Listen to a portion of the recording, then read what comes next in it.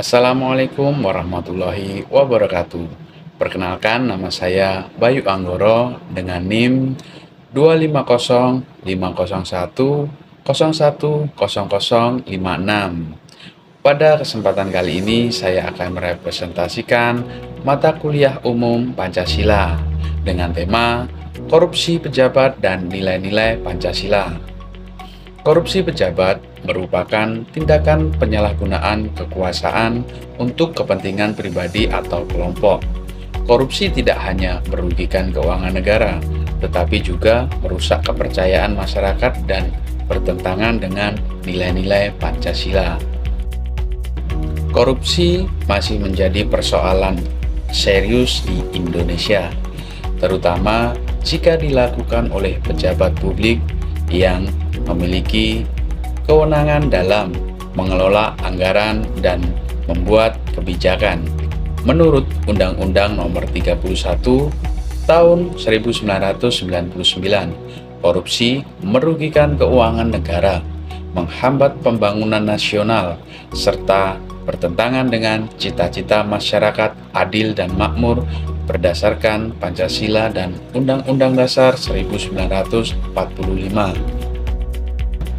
Korupsi sebagai masalah moral dan sistem.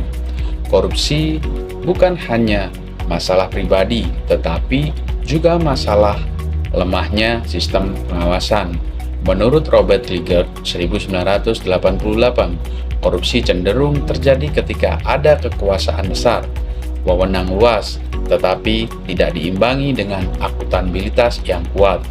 Artinya, semakin besar kekuasaan tanpa pengawasan, semakin besar peluang terjadinya korupsi. Korupsi dan sila pertama, ketuhanan yang Maha Esa. Korupsi bertentangan dengan nilai kejujuran, amanah, dan tanggung jawab. Pejabat yang melakukan korupsi tidak menjalankan jabatan sebagai amanah rakyat, tetapi menggunakannya untuk kepentingan pribadi. Korupsi dan sila kedua, kemanusiaan yang adil dan beradab. Korupsi merampas hak masyarakat karena uang negara yang seharusnya digunakan untuk pendidikan, kesehatan, bantuan sosial, dan pelayanan publik disalahgunakan. Korupsi dapat merugikan kelompok miskin dan rentan yang sangat membutuhkan layanan negara. Korupsi dan sila ketiga, persatuan Indonesia. Korupsi dapat menimbulkan ketimpangan sosial, kecemburuan, dan hilangnya kepercayaan masyarakat kepada pemerintah. Ketika pejabat hidup mewah dari uang negara, sementara masyarakat masih kesulitan, rasa persatuan dan kepercayaan sosial dapat melemah. Korupsi dan sila keempat, kerakyatan yang dipimpin oleh hikmah kebijaksanaan dalam permusyawaratan perwakilan. Pejabat publik seharusnya untuk kepentingan rakyat. Namun korupsi membuat kekuasaan yang diberikan rakyat disalahgunakan untuk kepentingan pribadi. Oleh karena itu, demokrasi membutuhkan transparansi, pengawasan publik, dan akuntabilitas. Korupsi dan sila kelima, keadilan sosial bagi seluruh rakyat Indonesia. Korupsi membuat anggaran negara tidak sampai kepada masyarakat secara adil.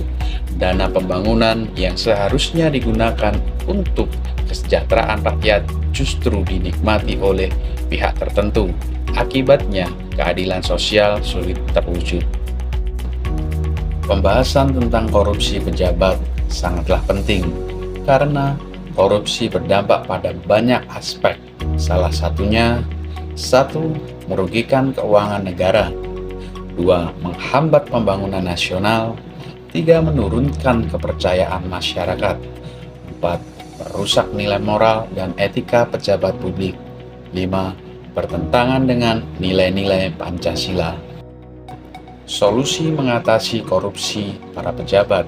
Beberapa solusi yang dapat dilakukan, misalnya, memperkuat pendidikan anti korupsi dan nilai Pancasila, meningkatkan integritas pejabat publik, memperkuat transparansi dan akuntabilitas anggaran, menegakkan hukum secara tegas dan tidak tebang pilih, memperkuat peran KPK, kejaksaan, kepolisian, dan masyarakat, menerapkan sistem digital seperti e-budgeting dan e-procurement. Dari pemaparan yang saya sampaikan, kesimpulannya, korupsi pejabat merupakan tindakan yang bertentangan dengan seluruh nilai Pancasila. Korupsi bukan hanya pelanggaran hukum, tetapi juga pelanggaran moral, sosial, dan ideologis. Oleh karena itu, pemberantasan korupsi harus dilakukan melalui pendidikan anti korupsi, penguatan integritas, transparansi anggaran, penegakan hukum, pengawasan masyarakat, dan perbaikan sistem pemerintahan. Adapun sumber referensi yang saya kutip dan saya ambil bisa dilihat sebagai berikut.